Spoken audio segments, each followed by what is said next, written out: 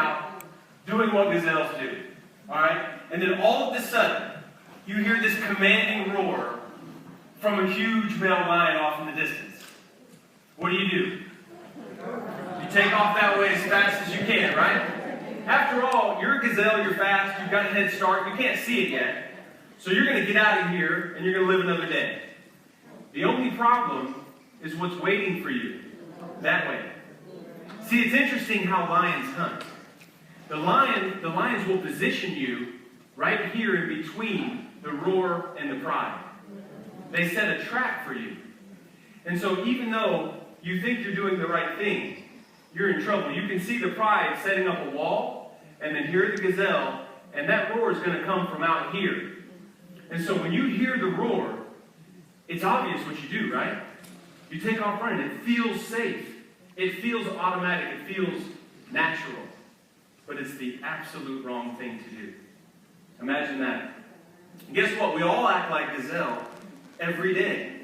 Isn't that good news? So here's the problem. We have a part of our brain that is very much like a gazelle brain. It's called the limbic system. It's your emotional brain. And its job is to keep you safe. Its job is to really interpret the situation around you. Now, it's very powerful, and it gets first dibs on how you feel about any given situation. And so that's what's actually going on. So the gazelle only has one option when it hears the roar, to turn and go, unfortunately. What do you do when you hear a roar in your life? Now, you actually can react without even thinking about it. Is that a little scary? The reaction is to run away from the roar, as you've seen. But if you would slow down and respond, you would realize, well, there's actually only one lion that way. And there's miles to get around it, right? So I'm going to take my chances this direction instead of the 15 that are staring at me in the bushes that direction.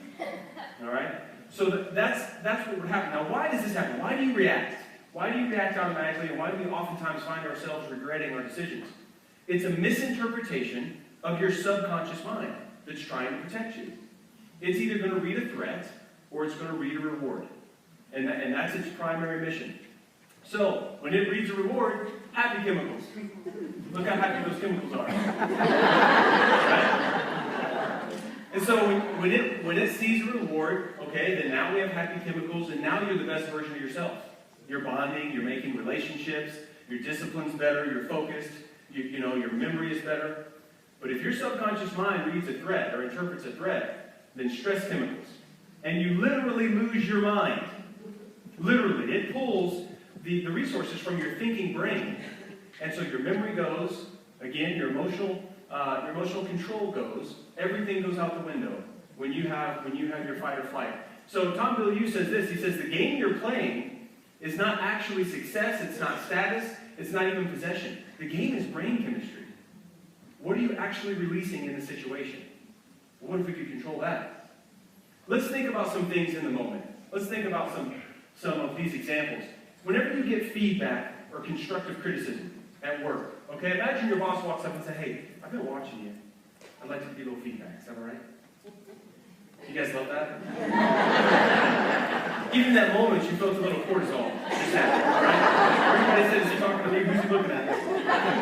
Who's he looking at? And in that moment, it feels safe, it feels right to get defensive. Why aren't you talking to them? Why are you talking to me? What's the problem? What's the problem? No, we're backing up. That feels normal, but obviously you can't get better that way. Meeting new people socially or at work, it feels right to be closed off and not try to relate. It feels right to look at them as competition, right? Instead of be excited about a new potential relationship. All right? When you have lack of certainty or choice, doesn't it feel safe to be pessimistic about the future? If you don't know what's coming, plan for the worst. I'm just a planner.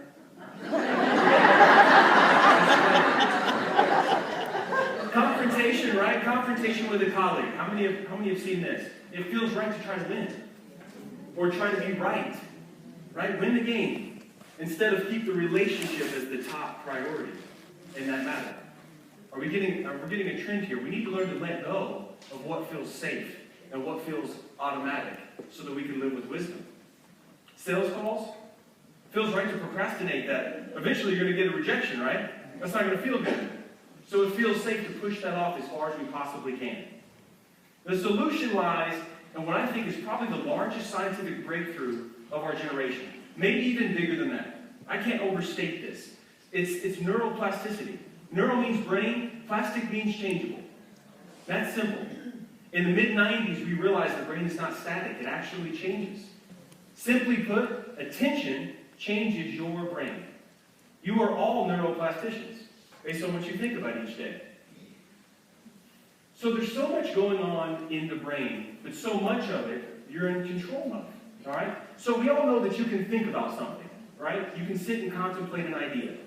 But when you realize you can think about yourself contemplating it, that's where the magic happens. You can think about what you think about.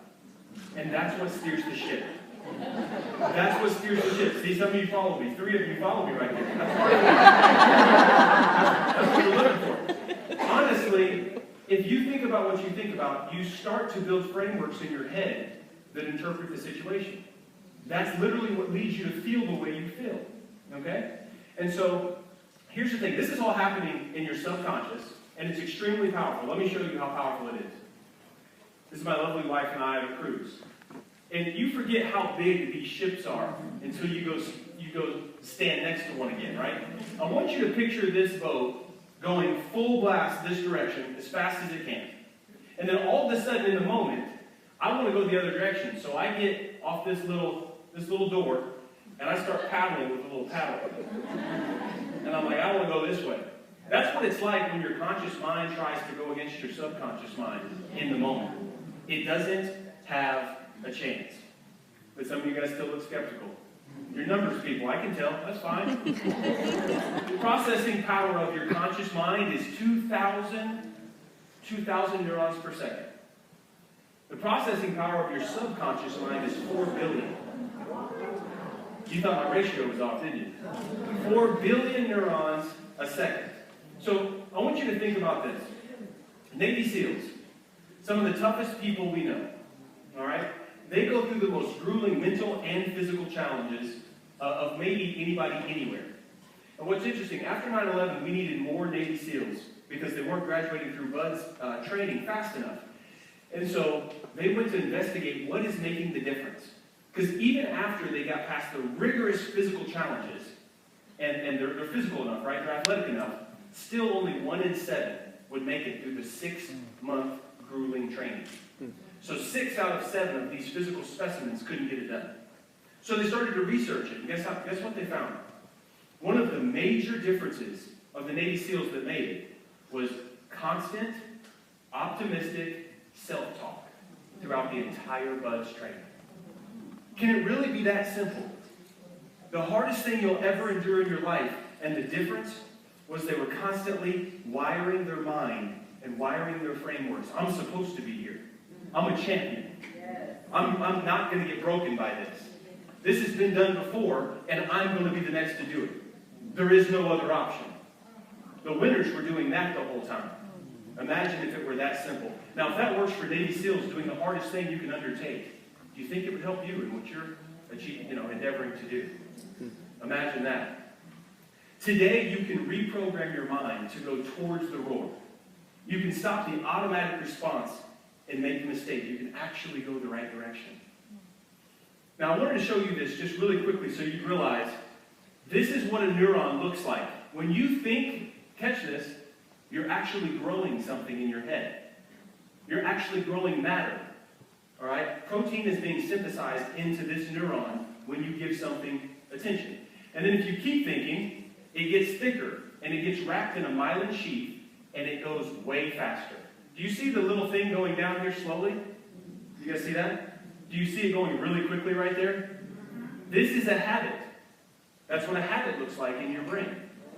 And when you keep thinking about something, it gets faster and faster and faster. It literally goes 200 times faster. Now here's the good news and bad news. This habit can be fear or gratitude. It doesn't matter. Your subconscious mind doesn't matter which one you create. You could be thinking anxious, pessimistic, negative, grateful, optimistic, or persevering. Just like the Navy SEALs that made it.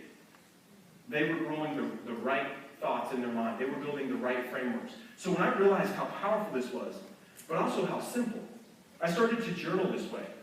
So instead of making life goals, I started making thought goals.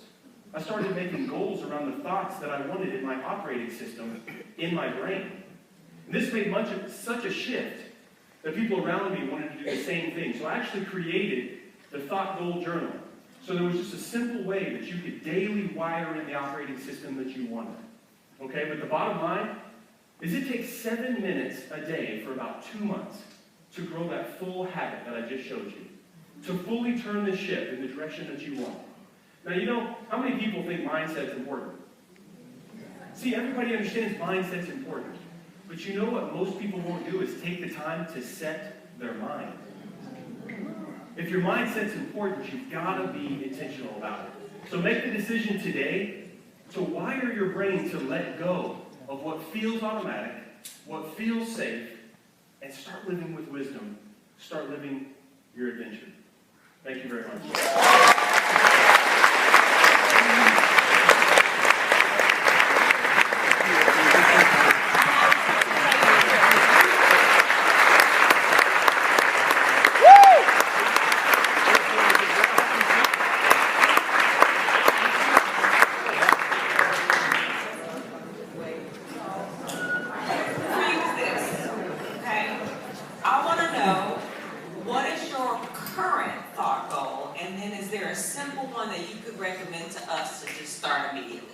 Okay, great question. I think my favorite thought goal that I'm currently wiring on a daily basis is that I'm extremely excited to get out of bed in the morning and jump into the process of my career.